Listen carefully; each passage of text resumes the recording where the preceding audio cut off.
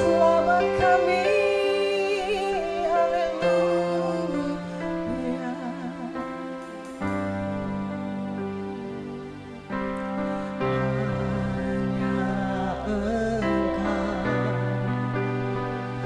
Juru selamatku,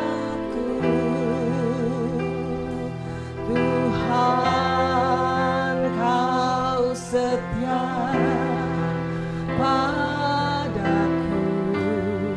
Haleluya, kau setia pada kami Tuhan. Aku pegang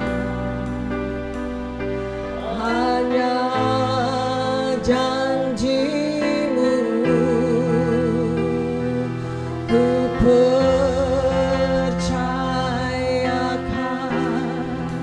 hidup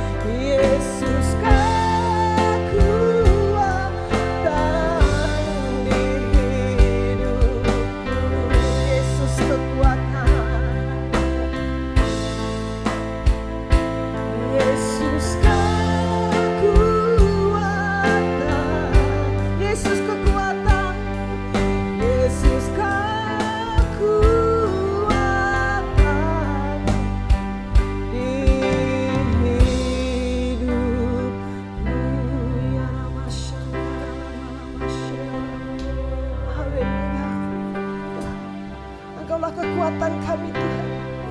Engkau kekuatan kami Tuhan. Kami percaya pada pagi hari ini Engkau ada bersama dengan kami. Engkau memeluk kami dengan kasih-Mu Tuhan. Saat ini Engkau berikan kami sukacita, damai, sejahtera. Meskipun kami melewati lembah Tuhan, Engkau ada di sana. Engkau memberikan kekuatan. Memberikan kami kekuatan, kami keluar sebagai pemenang bersama dengan Engkau. Haleluya.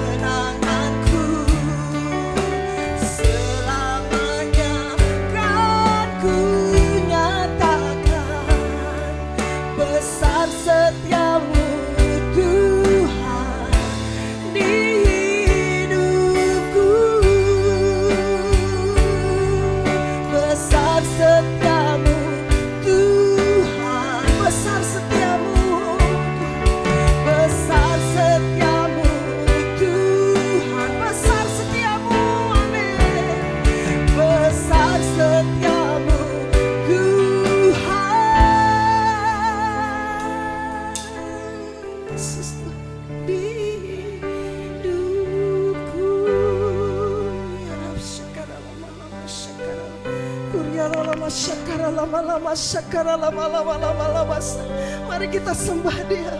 Sembah Dia karena besar kasih setianya. Syiara lama syikiara lama syi.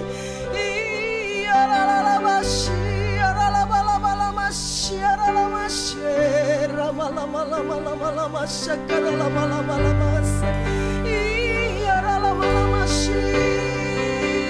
Besar setiamu Tuhan, besar setiamu Tuhan. Terima kasih, besar setiamu Tuhan,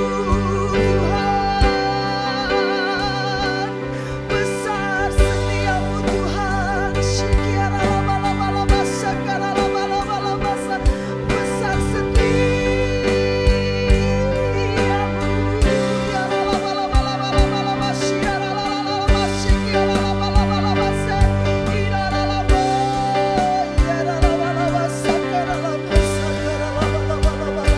besar setiamu Tuhan. Terima kasih Tuhan. Syiara lama syikiara lama. Haleluya. Terima kasih Tuhan. Kami merasakan kasih setiamu sebagai Bapa yang menyayangi anak-anaknya. Pagi hari ini kami merasakan cinta-Mu Tuhan. Engkau yang berjanji dan Engkau yang setia Tuhan.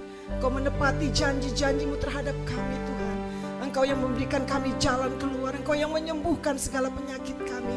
Engkau yang memulihkan hidup kami Tuhan.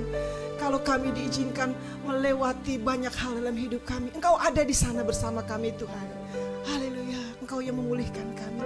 Kami mau bersuka cita pada pagi hari ini karena pertolongan-Mu yang dahsyat buat kami. Kami mau bersuka cita atas kemenangan yang Kau berikan kepada kami. Terima kasih Tuhan, terima kasih. Di dalam nama Tuhan Yesus kami sudah berdoa, haleluya. Amin. Puji Tuhan. Saya merasakan kasih Tuhan yang luar biasa. Meskipun banyak hal yang diizinkan terjadi dalam hidup kita, kita percaya Tuhan tidak pernah meninggalkan kita. Kalau firman Tuhan berkata bahwa Dia tidak pernah meninggalkan kita, kita percaya. Meskipun keadaan sepertinya di luar keinginan kita, tapi Tuhan tidak pernah meninggalkan kita. Biarlah kalau kita menghadapi situasi yang mungkin sulit, kita tidak berkata hal yang sulit, tapi kita berkata firman Tuhan, karena firman itu adalah benih. Kalau kita menabur benih itu, maka suatu hari kita akan menuai. Meskipun kita melihat keadaan yang susah, kita tidak mengatakan susah-susah, tapi kita mengatakan bahwa Tuhan memberkati kita, Tuhan melindungi kita, dan kita percaya akan ada penuaian besar dalam hidup kita. Kita tabur benih yaitu firman Tuhan, kita perkatakan firman Tuhan dalam hidup kita, maka kita akan percaya bahwa suatu hari kita akan menuai dengan sukacita. Kita angkat pujian sukacita penuaian.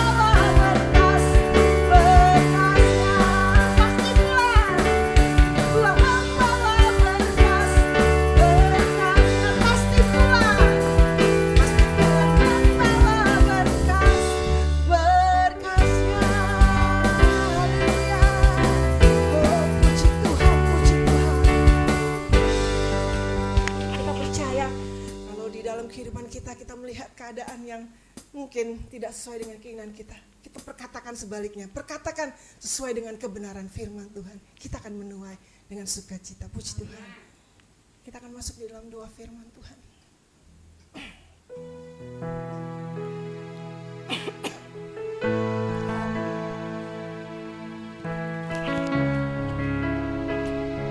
Karya terbesar bagi kita adalah Dia sudah mati buat kita.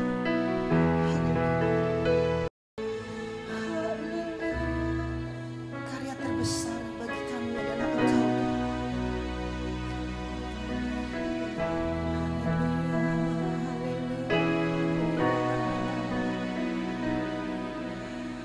Kasih yang terindah, hati yang mulia,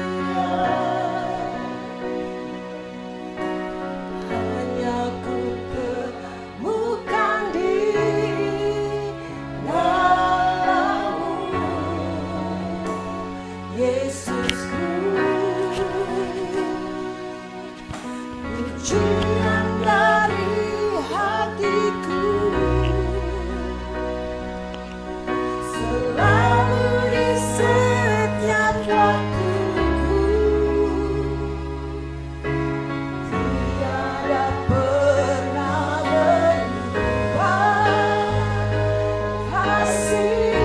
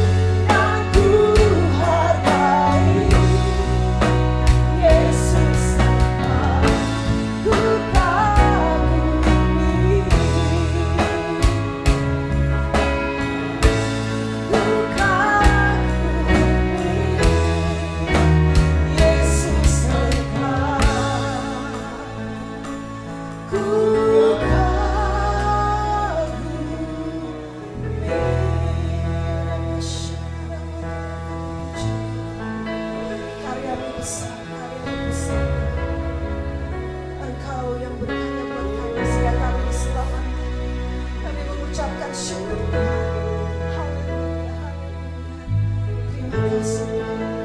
Terima kasih. Kami siap untuk mendengarkan sebahagian dari firman.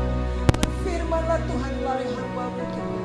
Pada hari ini, biar kami dipulihkan dan kami mendapatkan kekuatan yang baru dalam nama Yesus.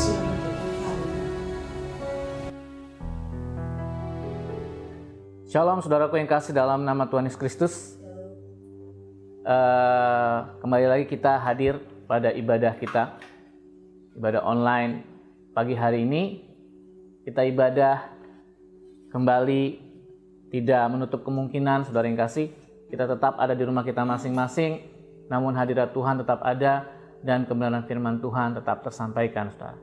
Terus berdoa buat setiap kita agar setiap kekuatan yang hari-hari ini kita sedang kumpulkan kembali itu ditambahkan oleh Tuhan, karena firman-Nya berkata, saudara yang kasih, kiranya damai sejahtera Tuhan tetap ada dalam kehidupan kita dan kekuatan itu terus ditambahkan dalam kehidupan kita. Amin. Ya, tetap semangat di dalam Tuhan, karena kita tahu hari-hari ini adalah hari-hari yang sangat singkat, ya, menjelang kedatangan Tuhan yang kedua kali. Dan buat setiap kita jangan kendor, saudara yang kasih. Kita tetap terus melayani Tuhan, kita terus mengerjakan apa yang menjadi bagian kita. Hari ini kita akan belajar, saudara yang kasih, dari sebuah peristiwa dari seorang yang bernama Yefta, saudara. Saya kasih judul undesirable, saudara yang kasih. Tidak diinginkan. Itu tidak, desire diinginkan, able tidak diinginkan. Kalau saudara baca dalam kebenaran firman Tuhan, ada begitu banyak tokoh-tokoh yang Tuhan pakai dalam setiap bidangnya, dalam setiap pekerjaannya. Justru awalnya adalah mereka orang-orang yang tidak diinginkan. Orang-orang yang tidak diinginkan dalam keluarganya, dalam kehidupannya, dalam bangsanya, saudara yang kasih. Mereka tidak diinginkan. Ya, kita buka dalam Hakim-Hakim pasal 12, saudara yang kasih. Hakim-Hakim pasal 12.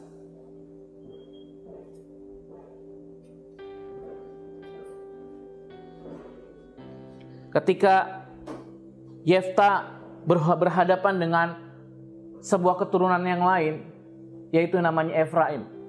Yefta ini keturunan Manasye, ya. Sedangkan keturunan saudaranya yang juga adalah anak Yusuf adalah Efraim. Ya, dikatakan dikerahkanlah orang Efraim itu, lalu mereka bergerak ke Zafon dan mereka berkata kepada Yefta, "Mengapa engkau bergerak untuk memerangi Bani Amon dan tidak memanggil kami untuk maju bersama-sama dengan engkau? Sebab itu kami akan membakar rumah bersama-sama kamu." Tetapi jawab Yefta kepada mereka, "Aku dan rakyatku telah terlibat dalam peperangan yang hebat dengan Bani Amon. Lalu aku memanggil kamu, tetapi kamu tidak datang menyelamatkan aku dari tangan mereka." Yefta sebagai keturunan Manasye, ya, dia ngajak orang Efraim berperang. Tapi orang Efraimnya nggak mau. Ketika Yefta mendapatkan kemenangan, orang Efraimnya datang, "Loh, kok lu nggak ngajak-ngajak gua?" Nah, susahnya nggak mau, tapi senengnya pengen mau nih si Efraim. Saudara yang kasih, kalau kita lihat Yefta itu adalah anak dari keturunan perempuan sundal, saudara yang kasih. Artinya Yefta sendiri tidak diakui dalam keluarganya. Ya, bahkan dia dibuang, saudara, dia dibuang oleh keluarganya. Ya, dia adalah keturunan Gilead, bahkan dia diusir dari keluarganya dan tidak mendapat milik pusaka dari keluarganya. Hakim-Hakim 11 berkata. Lalu Yefta lari dari saudara-saudaranya itu dan menetap diam di tanah Tob. Tapi begitu bangsanya atau keluarganya mengalami peperangan, mengalami masalah, Yefta ini dipanggil. Saudara, menjadi seseorang yang tidak diinginkan itu nggak enak. Dia lahir dari keturunan yang lain, sekalipun dia dari keturunan Manasye, ya, tapi dia lahir dari anak perempuan sundal. Dia tidak diinginkan, diusir, saudara. Tapi Tuhan tetap memilih dia menjadi salah satu hakim-hakim yang tercatat namanya dalam kitab Hakim-Hakim dalam firman Tuhan. Orang nggak butuh dia awalnya, tapi begitu ada masalah orang panggil dia. Ya, saudara, seringkali kehidupan kita diluaskan. Awalnya kita nggak diinginkan, tidak diinginkan dalam keluarga, tidak diinginkan dalam mungkin pekerjaan, tidak diinginkan dalam pelayanan. Tapi ada satu ketika di mana Tuhan datang dalam kehidupan setiap kita dan Tuhan mau, nah aku mau pakai engkau, ya, nah aku mau panggil engkau. Permasalahannya saudara yang kasih, apakah kita mau? Begitu banyak orang bisa diperlengkapi dengan skill, dengan kemampuan, tapi dia nggak mau. Tapi ada orang yang mungkin skillnya pas-pasan, tapi dia mau untuk belajar, dia mau untuk melayani, dia mau untuk melakukan bagiannya. Ya, Tuhan senang yang seperti itu, saudara yang kasih. Kembali lagi, ya, waktu itu terpaksa mereka harus berperang. Manasye dan Efraim harus berperang, saudara. Ya, dan ketika saudara baca di Hakim-Hakim 12,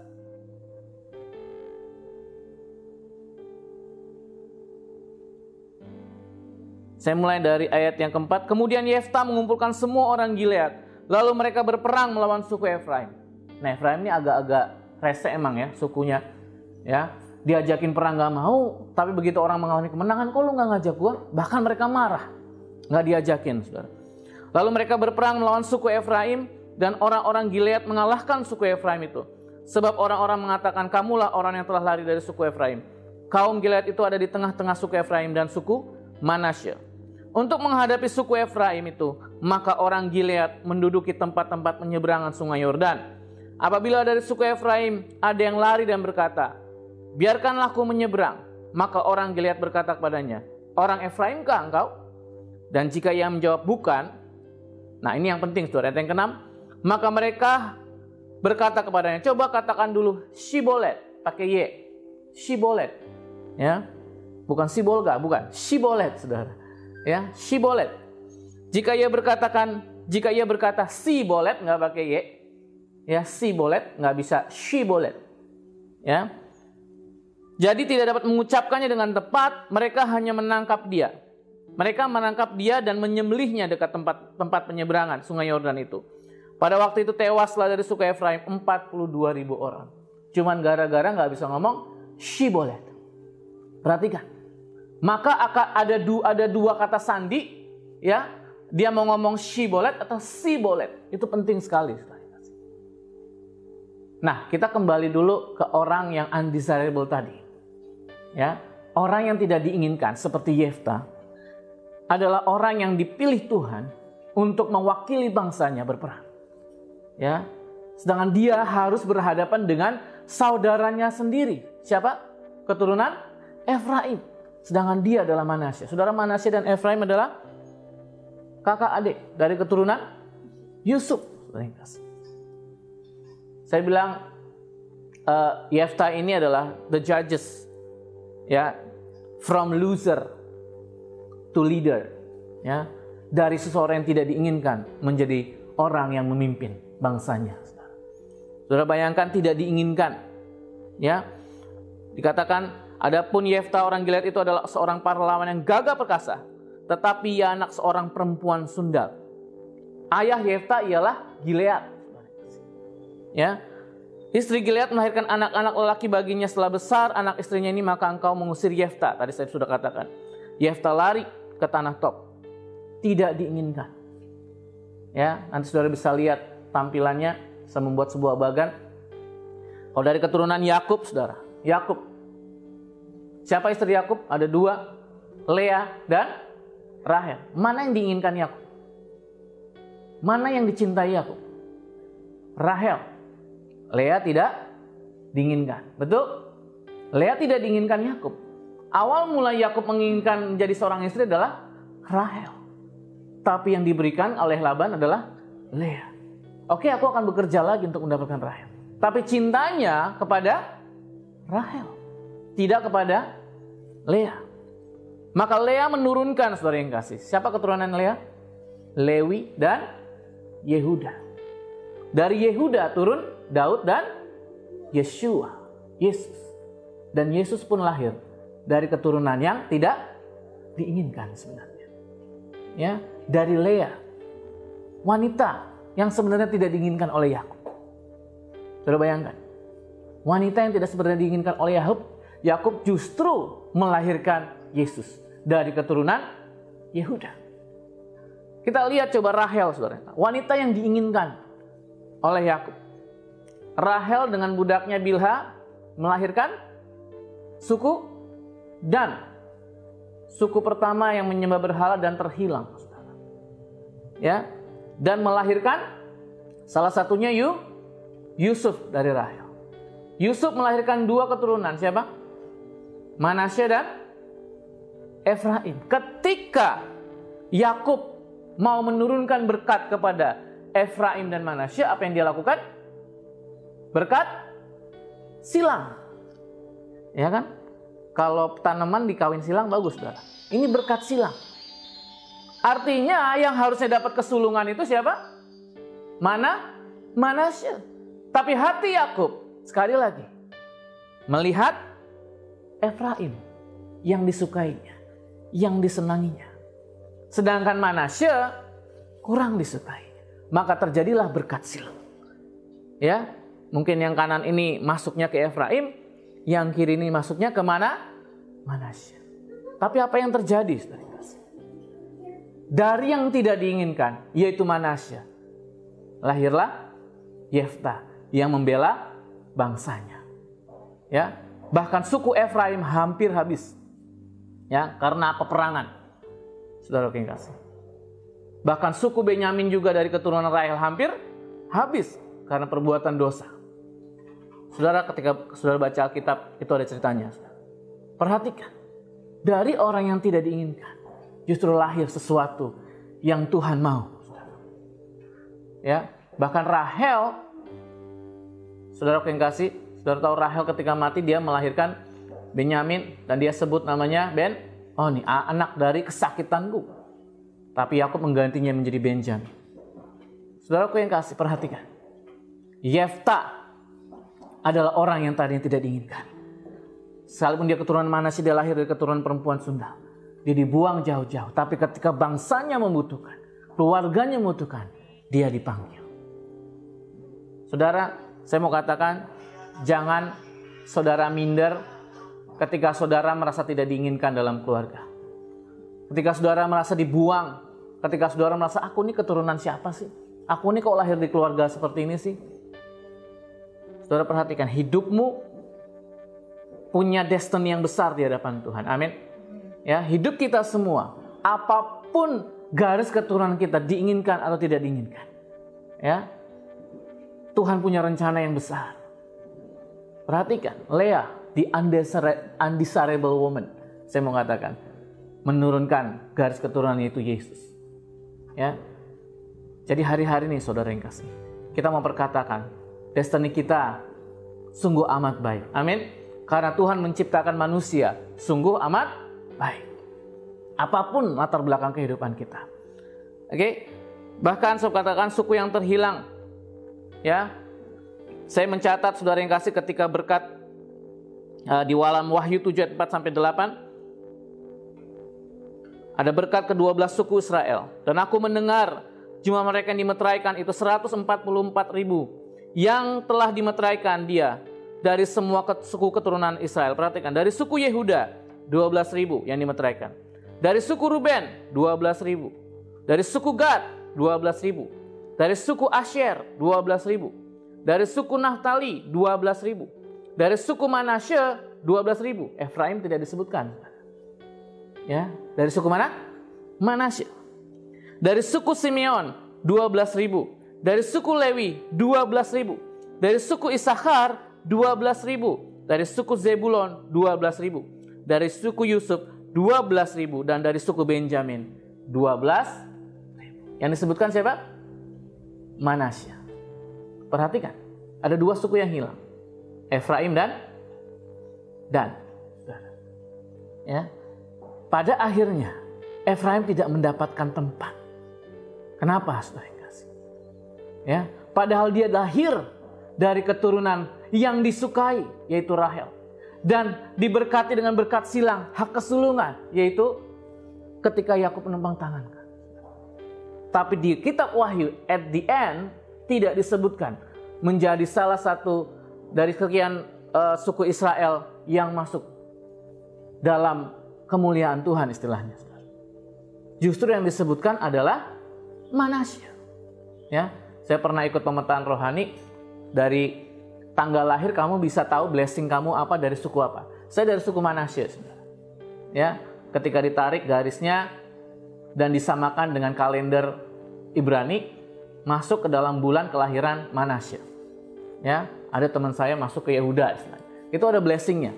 Ya, percaya nggak percaya itu ada blessingnya, saudara. Kalau kita ngerti dan kita aminkan dan kita tarik dalam roh, itu ada blessingnya. Nah, saudaraku yang kasih, ini mengapa firman Tuhan ini sangat menarik buat saya. Karena rupa-rupanya Manasya masuk hitungan. Amin.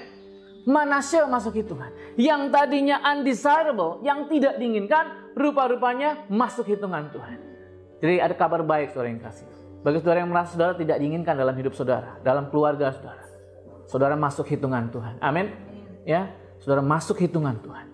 Kalau sudah masuk hitungan Tuhan, kalau saudara mau, Dia akan bisa ubahkan kita. Ya, dalam sekejap mata Tuhan bisa mengubahkan hidup kita.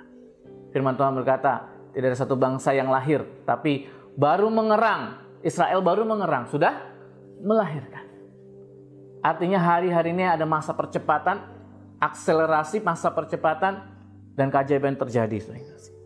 Ya, bagaimana saudara hidup untuk rela untuk menjadi yang tidak diinginkan? Itu yang penting. Memang Tuhan sengaja luaskan, tapi bagaimana hidupmu merelakan diri untuk menjadi yang tidak diinginkan? Itu sulit, ya, dijauhi, ya kan, direndahkan, menjadi yang tidak diinginkan tuh nggak enak, saudara. Ya, seringkali yang kita inginkan tidak selaras dengan apa yang Tuhan inginkan. Saudara harus punya nilai yang namanya nilai kemurnian hati. Nilai kemurnian hati adalah ketika kita menyerahkan semua keinginan kita dengan mengizinkan Tuhan memenuhi kita dengan kerinduannya. Jadi saudara yang kasih, tidak ada cita-cita kita lagi, tidak ada keinginan kita lagi, tidak ada mimpi kita lagi. Yang ada adalah mimpi Tuhan menjadi mimpi kita. Amin. Keinginan Tuhan menjadi keinginan kita, bukan keinginan kita menjadi keinginan Tuhan. Beda. Menjadi yang tidak diinginkan, saudara harus rela. Mimpi Tuhan jadi mimpi kita. Apa sih mimpi Tuhan, mimpi kita? Mimpi Tuhan adalah semua jiwa-jiwa bertobat dan diselamatkan. Amin. Itu mimpi Tuhan. Mimpi Tuhan adalah kita juga berubah menjadi berkat. Saudara yang kasih. Yefta kalau dia berkutat dengan kesedihannya menjadi orang yang tidak diinginkan, ya sudahlah, aku benci semua saudara-saudara. Maka dia tidak akan menjadi masuk hitungan Tuhan untuk menyelamatkan bangsanya. Ya, kalau kita hanya fokus pada diri kita sendiri, kekecewaan hidup kita sendiri, aduh, keluarga aku nggak suka, papaku nggak suka, ibuku nggak suka, temanku nggak suka, aku hidup seorang diri, semua nggak ada yang peduli sama aku, maka engkau nggak akan masuk hitungan Tuhan.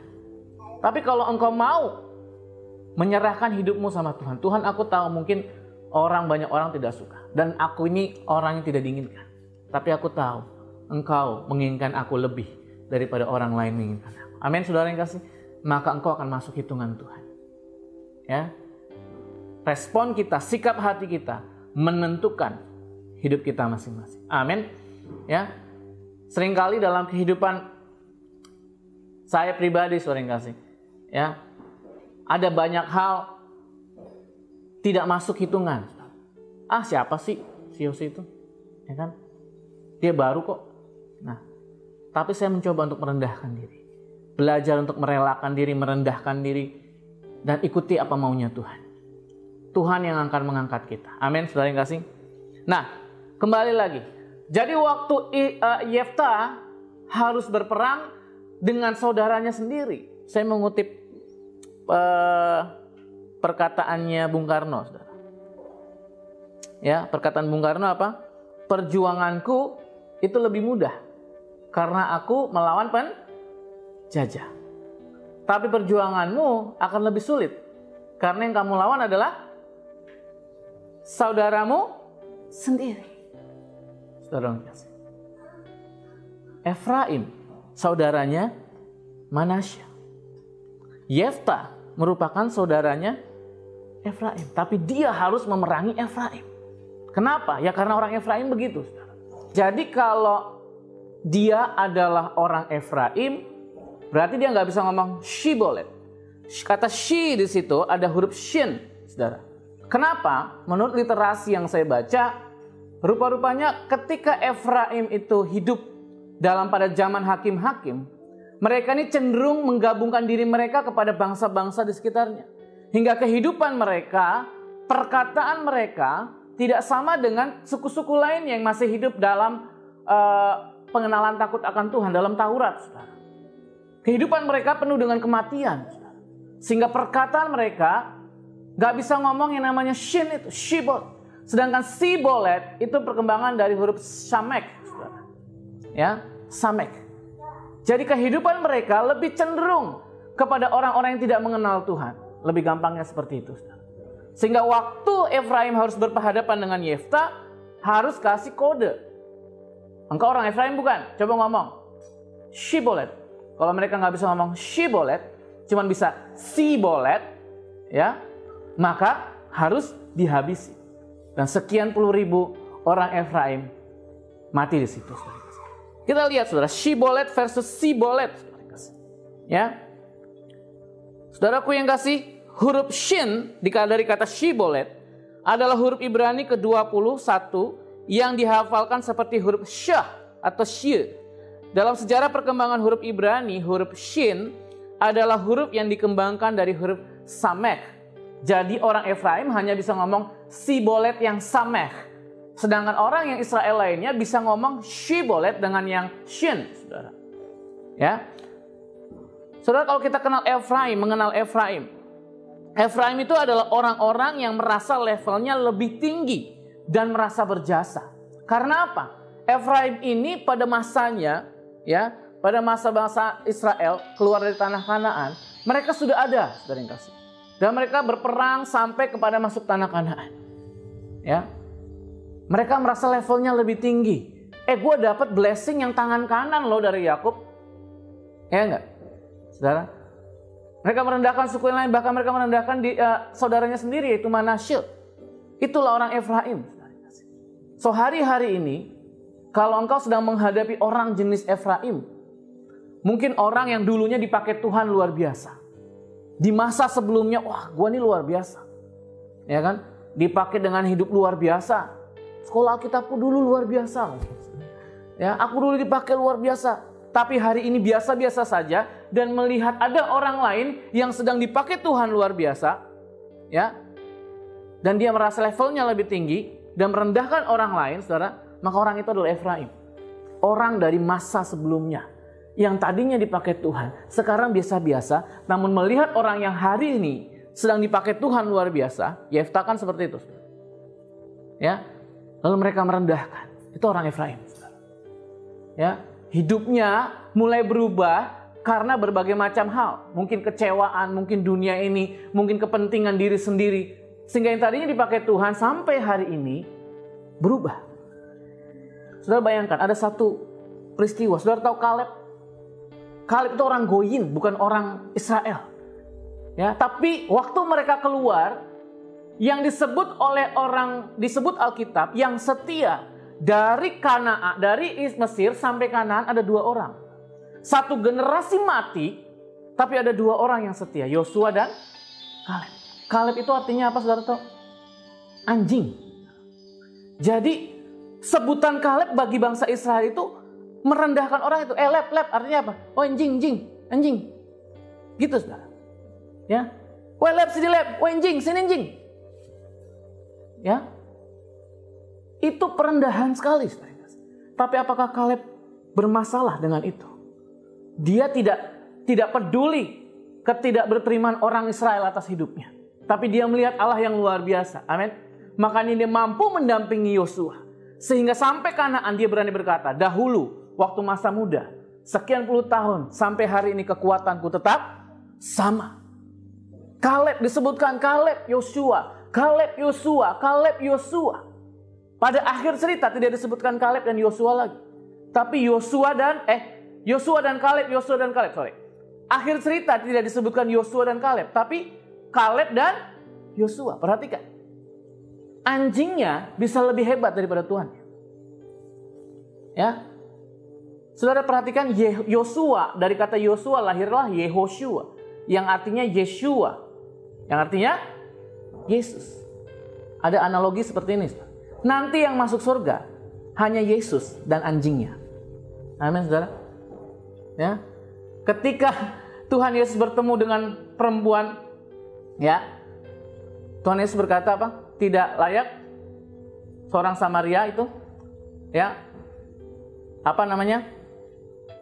Tidak layak seorang tua memberikan makanan kepada seekor anjing. Dan perempuan itu berkata, ya Tuhan. Tapi anjing itu juga memakan remah-remah dari Tuhannya. Jadi istilahnya, kalau tegesnya nih, kasarnya Tuhan ngomong, nggak layak gua ngasih roti ini buat lo anjing. Ya. Saudaraku yang kasih, menjadi orang yang tidak diterima, itu perkara yang berbeda. Tapi begitu kita tahu, ya, ada destiny yang besar dalam hidup kita, kita masuk hitungan Tuhan. Dan Tuhan berkata, imanmu menyelamatkan, imanmu besar. Saudara yang kasih. Kaleb itu anjing. Ya. Hari-hari ini anjing ini adalah peliharaan yang setia, saudara yang kasih. Kembali lagi ke Efraim, saudara. Ya, dikerahkanlah orang Efraim. Lalu mereka bergerak ke Zafon dan mereka berkata kepada Yefta, Hakim-Hakim 12 ayat 1. Ya, mengapa engkau bergerak memerangi Bani Amon tapi nggak ngajak-ngajak kita? Nah, ini, saudara. Ya. Lalu Hakim-Hakim 8 ayat 1, lalu berkatalah orang Efraim kepada Gideon, apa macam perbuatanmu ini terhadap kami? Mengapa engkau tidak memanggil kami ketika engkau berpergi melawan orang Midian? Lalu mereka menyesali dia dengan sangat. Kepada Gideon juga gitu. Ya kan? Lu kok nggak ngajak-ngajak gua? Begitu orang Efraim. Ngeselin emang Efraim. Ya, diajak nggak mau. Begitu orang udah dapat kemenangan, kok nggak ngajak gua sih? Ya, jadi pada orang musim sebelumnya diajak berperang nggak mau, diajak melayani nggak mau, diajak ini nggak mau. Begitu orang itu dapat berkatnya, kok lu nggak ngajak-ngajak gua? Nah, ini orang Efraim. Ya, orang Efraim. Nah, mengenali orang Efraim ini sangat mudah. Ketika engkau bertemu dengan orang Efraim yang menganggap engkau hina, yang merendahkan engkau, yang menganggap engkau tidak layak dan memandang engkau sebelah mata, yang engkau harus lakukan dan kita harus lakukan, makin merendahkan diri. Ya, jangan malah meninggikan diri. Apa lo? Salah lo, salahmu, bukan salahmu. Kayak TikTok, saudara. Ya. Justru kita harus merendahkan diri. Firman Tuhan berkata, barang siapa direndahkan, dia akan ditinggikan. Amin. Nah, mengenali Efraim, ya, kalau imam besar orang Yahudi, saya nggak bisa, saudara. Itu memberkati seperti ini. Jadi seperti ini ya, ada ke tengah gitu, saya nggak bisa, saudara.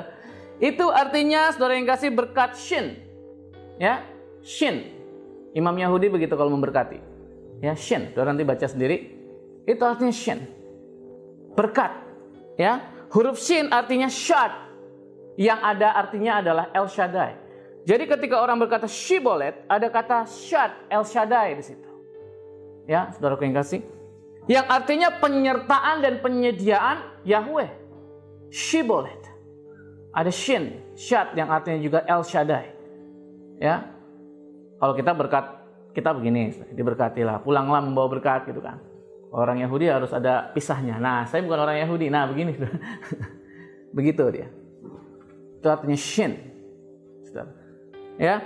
Sedangkan huruf samek, ini saya pelajari, saudara, dipasangkan dengan huruf mem adalah kode untuk Samael. Jadi sebenarnya malaikat jatuh itu bukan Lucifer namanya. Ya, dari sejarah Lucifer itu nama seorang santo di Katolik. Ya, atau ada namanya Santo Lucifer di bagian Eropa tertentu. Nah, nama malaikat jatuh itu, ya, kalau ini saya pelajari juga, ditelusuri dari bahasa aslinya bukan Lucifer, tapi Samael, ada L-nya belakangnya, Samael. Nah, huruf Samek itu berasal dari huruf Samael, kode untuk malaikat jatuh. Karena saya berkata tadi, orang-orang Efraim ini dekat dengan kematian, dekat dengan orang-orang yang tidak kenal Tuhan. Ya, Samael. Itu hidup artinya adalah malaikat jatuh. Sedangkan Shin, Shibolet adalah El Shaddai. Tahun ini Tuhan akan membedakan hitam dan putih. Mana yang benar-benar ini pekerjaan iblis, mana yang benar-benar pekerjaan Tuhan. Ya, mari sama-sama saudara yang kasih, kita rendahkan diri kita di hadapan Tuhan. Firman Tuhan berkata, rendahkanlah dirimu di hadapan Tuhan dan lawanlah iblis, maka dia akan lari daripadamu. Ya, jangan kehidupan kita seperti Efraim yang lama-kelamaan dari musim yang sebelumnya, ya, dipakai Tuhan, tapi tidak lagi. Dan ketika melihat orang lain dipakai Tuhan, justru merendahkan dan menjatuhkan. Puji Tuhan, kita dulu Ornan, saudara yang kasih, Ornan the Sisal. Sekarang tinggal Yes, Yosua Erdo Suryadi. Ya, Ornan Yes. Ya, sekarang House of Grace. Saudara. Ya, seperti Kaleb. Dari aku muda sampai aku sekarang, kekuatanku tetap sama. Amin. Ya, tetap sama. Dan kekuatan itu datangnya dari Tuhan. Kita minta kekuatan dari Tuhan setiap hari, saudara. Karena kita akan diuji dengan berbagai macam hal, saudara. Dengan kesedihan, dengan kedukaan, dengan permasalahan. Selama kita hidup, ya ada masalah. Kecuali kalau saudara udah nggak mau ada masalah, ya siap-siap pulang. Ya. Tapi hari-hari ini kita cakap menanggung segala perkara dalam Tuhan yang memberikan kekuatan dalam hidup kita. Amin. Jadi katakan kepada masalah, kita punya Tuhan yang besar, bukan masalah yang besar. Amin. Nah, Efraim adalah orang yang membawa kerajaan maut dimanapun dia pergi. Ya, seringkali hidup kita tidak membawa penghargaan bagi orang lain. Ketaatan kita adalah sebuah usaha manusia yang berujung pada kebanggaan, sedangkan kerelaan adalah anugerah yang diberikan lewat kepenuhan cintanya di dalam kita.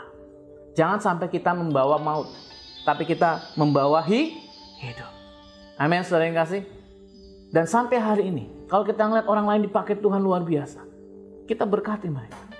Kita mengucap syukur. Ya, karena kita pernah ada di musim sebelumnya juga. Saya melihat anak-anak muda, ya, di tempat di mana saya juga persekutuan dan melayani itu luar biasa, saudara. Ya, mereka anak muda yang punya paradigma berbeda. Mereka anak muda yang melayani Tuhan, mereka tahu mereka adalah raja dan imam. Ya, jadi mereka dipakai dalam karunia luar biasa. Mereka juga dipakai sebagai raja. Usaha-usaha mereka diberkati dan bisa memberkati pelayanan-pelayanan. Dan saya bilang, wah, gue waktu muda nggak tahu ngerti yang usaha, ya, karena memang pelayanan butuh duit, saudara yang kasih. Dan dari situlah Tuhan memberkati untuk memberkati pelayanan-pelayanan ini. Kita tahunya cuma, wah nyebur, Tuhan mau datang, wah, udah nggak perlu kuliah, nggak perlu sekolah, ya kan? Dulu begitu, ya kan? Akhirnya balik lagi kecewa, saudara. Aku mau kuliah, gitu. Nah, saudaraku yang kasih, puji Tuhan ditangkap Tuhan, jadi nggak terlalu panjang kecewanya, saudara. Ya. Dan hari-hari saya melihat bagaimana anak-anak muda, ya, sebagai generasi Joel, generasi Jeremia, ya, generasi yang Tuhan bangkitkan di Pentakosta ketiga ini, 3 generasi, tua, muda, dan anak-anak, saudara. Bersama-sama dipakai Tuhan, saudara. Tidak ada Efraim, tapi semuanya kita adalah orang-orang yang dipilih Tuhan, yang tadinya mungkin tidak diinginkan, tapi masuk dalam hitungan Tuhan. Amin. Ya, Shin adalah huruf yang dipakai sebagai lambang dari tentara militer Israel.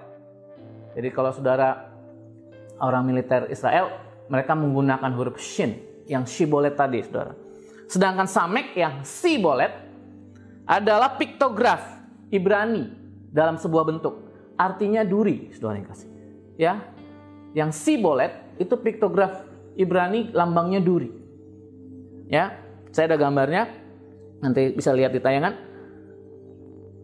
Dan firman Tuhan berkata, 2 Korintus 12 ayat 7, perhatikan. Dan supaya aku jangan meninggikan diri karena pernyataan-pernyataan yang luar biasa itu, maka aku diberi suatu duri di dalam dagingku, yaitu seorang utusan iblis untuk menggocoh aku, supaya aku jangan meninggikan diri.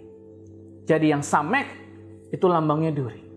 Perhatikan, jangan sampai kita adalah orang-orang yang di masa sebelumnya dipakai Tuhan, lalu berubah menjadi orang-orang yang menghina orang di masa ini yang sedang dipakai Tuhan. Itu Efraim. Maka lambangnya duri, ya kan? Duri. Kita bukan menjadi berkat tapi menjadi duri. Ya. Perhatikan saudara yang kasih. Sekalipun kita tidak diinginkan, tapi kalau kita berespon yang tepat, maka kita masuk hitungan seperti Yefta, saudara yang kasih. Jadi orang Efraim itu adalah orang yang belum menang dengan urusan hidupnya sendiri. Belum menang dengan kekecewaannya, belum menang dengan kepahitannya, belum menang dengan masa lalunya, belum menang dengan segala sesuatu hidupnya, saudara yang kasih. Itu Efraim. Ya. Mari hari-hari ini tinggalkan segala beban yang merintangi. Amin. Tinggalkan masa lalumu, tinggalkan kekecewaanmu, tinggalkan kepahitanmu, karena waktunya sudah dekat. Ini putaran terakhir, saudara. Ya, ini putaran terakhir. Mari kita bergerak bersama-sama untuk melayani Raja di atas segala raja dan masuk pada penuaian besar, penuaian jiwa-jiwa yang terakhir, saudara yang kasih. Bagaimana mungkin kita bisa Tuhan bawa masuk dalam peperangan kalau kita belum menang dalam hidup kita ini sendiri, saudara yang kasih. Bagaimana Tuhan membawa kita ke level yang lebih lanjut kalau kita belum menang di level sebelumnya. Amin. Dalam sebuah pelajaran saya lihat level itu sampai raja-raja. Level raja-raja. Misalnya kesabaran saudara harus sampai level raja-raja. Pengendalian diri saudara harus level raja-raja. Semuanya harus sampai level raja-raja. Ya, main game juga kalau menang kan hampir sampai level raja ya. Oh, raja terakhir, bos terakhir gitu. Ya. Saudaraku yang kasih, Efraim adalah orang yang belum menang pada level-level sebelumnya. Ya. Tapi melihat orang lain yang mampu masuk level berikutnya, kerjaan dia adalah nyinyir, saudara ya. Bahasa yang lagi ngetren akhir-akhir ini adalah nyinyir. Ya itu kan, kok lu gak ngajak gua? Ya kan, diajak gak mau. Itu nyinyir, saudara. Ya, jangan sampai kita menjadi orang-orang Kristen yang melihat orang lain dipakai dalam sembuhan, nyinyir. Orang lain dipakai dalam suara Tuhan, nyinyir, saudara. Ya, itu saudara menjadi Efraim namanya.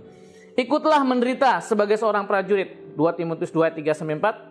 Seorang prajurit yang sedang berjuang tidak memusingkan dirinya dengan soal-soal penghidupannya, supaya dengan demikian ia berkenan kepada komandannya. Amin.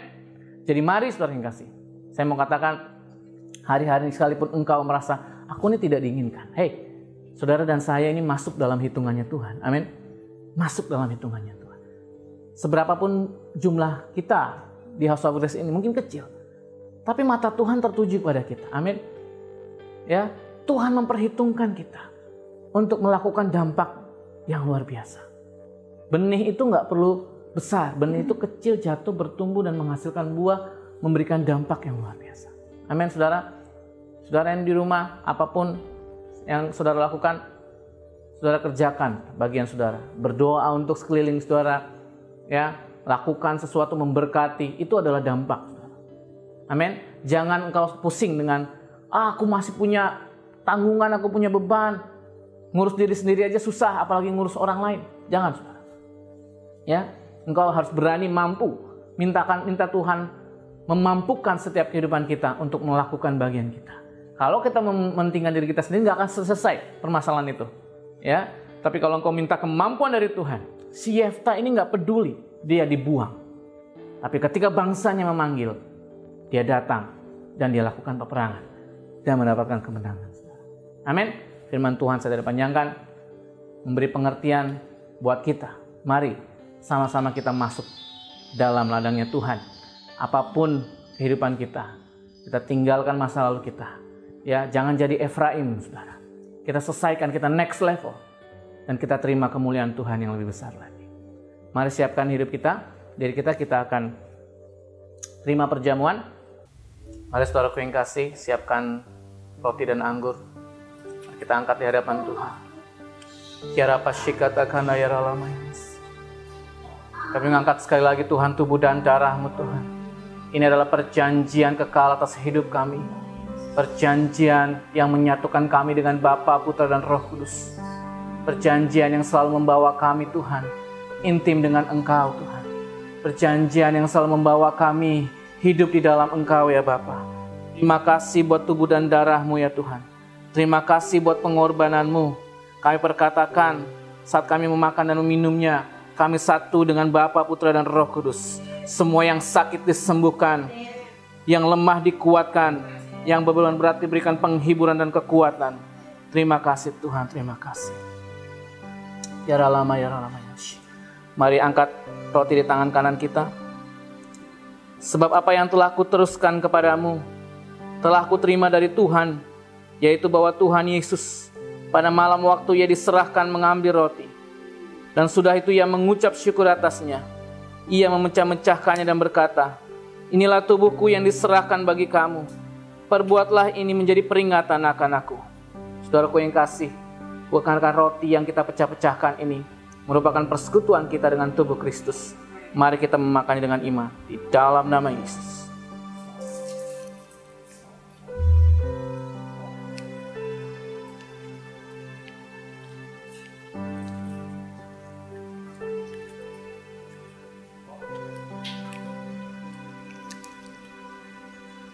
Mari kita angkat cawan di tangan kanan kita.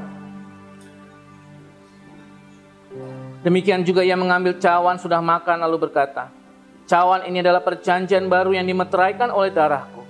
Perbuatlah ini setiap kali kamu meminumnya, menjadi peringatan akan aku." Saudaraku yang kasih, bukankah cawan yang di atas kita mengucap syukur ini merupakan persekutuan kita dengan darah Kristus? Mari kita meminum dengan iman dalam nama Yesus.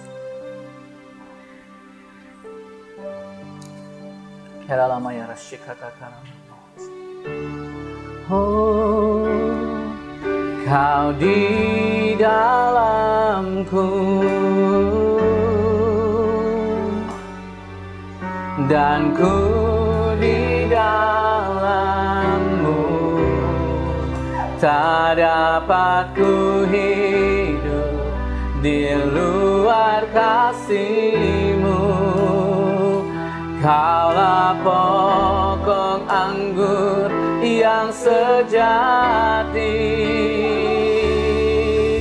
bukan kehendakku, namun kehendak-Mu. Taat dan setia di jalan yang Kau beri. Yesus, ku percaya padamu. Kau di dalamku, Kau di dalamku, oh, dan ku di dalam-Mu. Tak dapat ku hidup di luar kasih-Mu. Kaulah pokok anggur yang sejati, bukan kehendakku, namun kehendak-Mu. Taat dan setia di jalan yang Kau beri. Yesus, ku percaya padamu. Yesus, ku percaya padamu. Yesus, ku percaya padamu. Meteraikan semua kebenaran firman-Mu Tuhan dalam hidup kami. Biar kami terus hidup Tuhan dalam setiap rencana-Mu dan kehendak-Mu yang ajaib. Sekalipun dunia menolak kami Tuhan, sekalipun banyak orang menolak hidup kami, tapi kami masuk dalam hitungan-Mu Tuhan. Dan kami mau merespon dengan tepat, dengan benar Tuhan. Karena kami percaya Tuhan, Engkau memilih kami sejak dalam kandungan ibu kami. Dan kami perkatakan Tuhan, di dalam nama Tuhan Yesus, hidup kami adalah hidup yang berharga dan penuh dengan kemuliaan. Karena Engkau sendiri yang menjadikan kami Tuhan. Terima kasih Bapa, terima kasih. Terima kasih Tuhan. Sebentar kami akan mengembalikan persepuluhan Tuhan. Engkau yang memberkati akan setiap apa yang menjadi penghasilan kami Tuhan. Terima kasih Bapa. Mari siapkan perpuluhan kita, saudara yang kasih. Mari kita angkat di hadapan Tuhan. Dan kita sama-sama katakan, deklarasi perpuluhan. Di dalam nama Tuhan Yesus Kristus, kami mengembalikan apa yang menjadi milik Tuhan, yaitu persembahan perpuluhan kami. Kami membawa yang terbaik dari seluruh persembahan persepuluhan kami ke dalam rumah perbendaharaan Tuhan, supaya ada persediaan makanan di rumah Tuhan. Karena Tuhan telah membukakan bagi kami tingkap-tingkap langit dan mencurahkan berkat kepada kami sampai berkelimpahan. Segala bangsa menyebut kami berbahagia, sebab kami menjadi negeri kesukaan. Tak ada lagi kutuk kemiskinan, kebodohan, berkat dan janji Tuhan yang tertahan atas hidup kami. Karena berkat Tuhanlah yang menjadikan kaya, bukan karena susah payah kami. Kami menerima suatu takaran yang baik, yang dipadatkan, yang digoncang, dan yang tumpah keluar akan dicurahkan ke dalam ribahan kami. Kami membawa persepuluhan yang terbaik dari hasil pertama kami, dan kami memberinya dengan sukacita. Amin, amin, amin. Saudara yang mengembalikan perpuluhan, saudara bisa transfer ke rekening yang tertera. Tuhan saudara yang kasih, pengumuman minggu depan kita tetap ibadah online. Mari siapkan hati kita, dan mari saudara yang kasih, kita akan terima berkat Tuhan. The blessing. The blessing.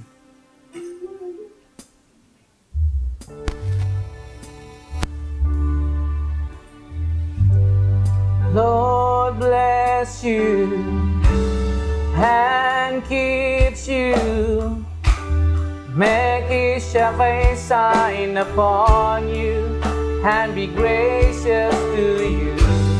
Lord turn His face towards you and give you peace. Lord bless you. Lord bless you and keeps you. Make His face shine upon you and be gracious to you. Lord turn His face towards you and give you peace. Amen. Amen.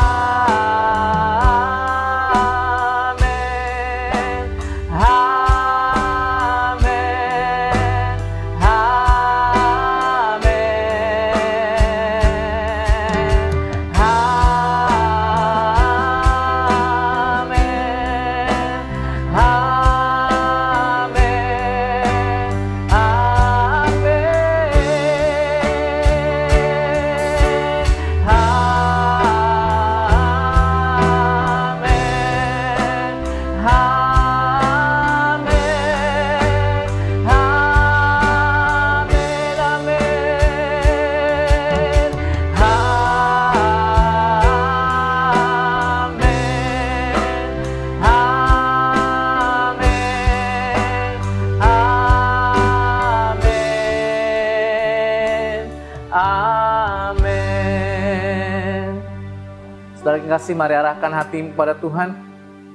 Diberkatilah kehidupanmu, diberkatilah keluargamu, anak-anakmu, diberkatilah pekerjaanmu, bisnismu, dan studimu. Tuhan memberkati engkau dengan berkat yang terbaik, berkat dari Allah Abraham, Ishak, dan Israel. Berkat dari Allah Bapa di sorga, kasih karunia-Nya melalui anaknya Tuhan Yesus Kristus, penghiburan yang manis beserta dengan Roh Kudus, menyertai kita dari hari ini sampai Maranatha, bahkan sampai kekekalan. Mari semua umat yang diberkati Tuhan katakan,